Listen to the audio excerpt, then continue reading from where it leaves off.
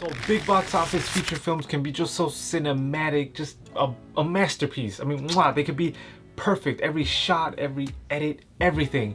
But a big contributing factor that brings it all together is the colors that they used. They definitely hire a colorist, someone whose sole purpose is to color correct and color grade all the footage. Now, it's definitely important for them. They make a budget for that reason, but is it important for anyone else making any type of video like this one to really think about adjusting their colors and getting a certain look to their videos? So to answer that, I thought we'd hang out and watch some awesome clips from films that have pretty incredible color and overall expand my thoughts when it comes to colors in videos, especially regular videos like this one. In your own time, gentlemen. So I don't know about you guys, but I love watching movies, shows, short films, and pretty much everything. Since I'm into cameras, I'm always super excited to like pay attention to camera techniques and like little things that are kind of nerdy, I guess, to the average person, but I always like to pay attention to them. So you actually don't know how excited I was to watch 1917 at the movie theater because it was made to look like one continuous shot. So like every 5 minutes, my mind was blown. I mean, I was like, wait, how do they wait a minute. So every movement was choreographed because even though it was of course not all one continuous recording, the scenes would still be pretty long and no one could mess up. As for the cuts, they would be in subtle areas like when the scene got dark or even when soldiers would cross in front of the camera.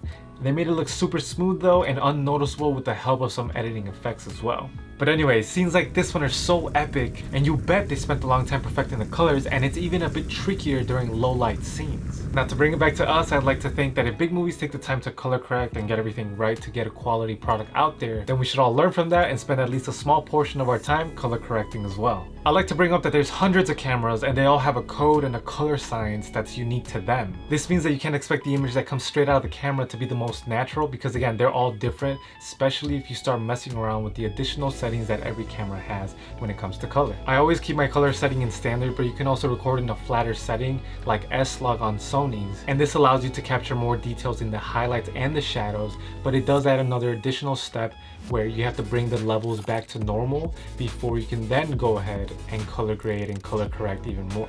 So in general, if you could spend a little bit more time to make your videos look a bit better, why wouldn't you? Even though I know that it's kind of tedious to record and plan and edit everything, and usually color grading is put off towards the end, but trust me, it's definitely worth it. But let's get back to watching some awesome clips, and up next is Blade Runner 2049. Amazing visuals, let's check it out.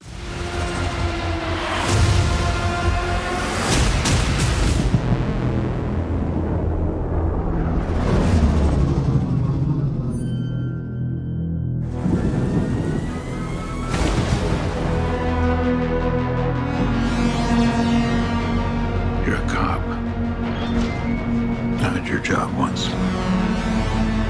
They know you're here. So I'm really into the Blade Runner nuclear hot atmosphere that they were able to create. So I'm really into the Blade Runner nuclear hot atmosphere.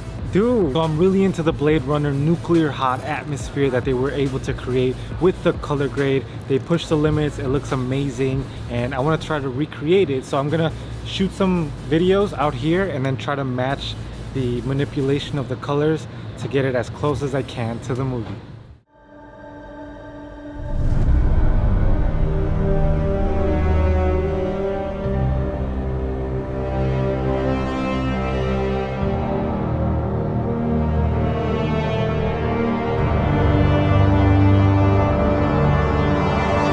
God.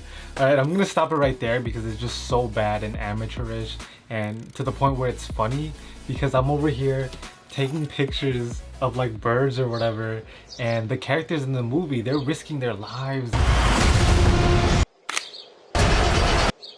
What do you want?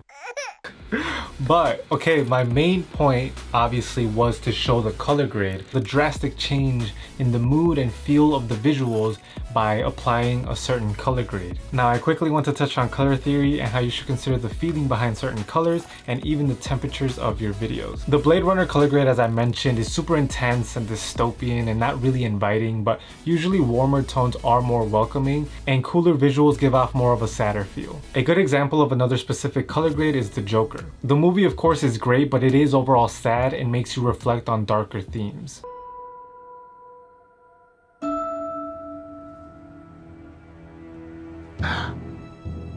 You don't listen, do you? Are you having any negative thoughts? All I have are negative thoughts. Everyone laughed at me. Well, no one's laughing now.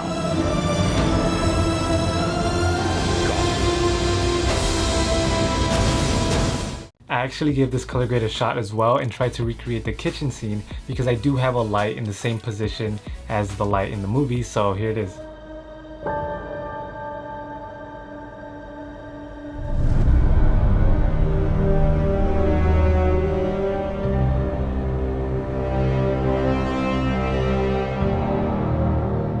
You can just tell how the colder temperatures in the colors make a difference towards the overall mood. Now the examples I've given are of course extremes, but whether you just mess around with the contrast and the temperature sliders, or you go all out and try to create like a whole movie color grade, the important thing is to remind yourself to play around with the colors before you finalize your videos. But I do have another example of a movie with a drastic color choice, or better yet, lack thereof. You'll see what I mean. The movie's The Lighthouse and it's super interesting.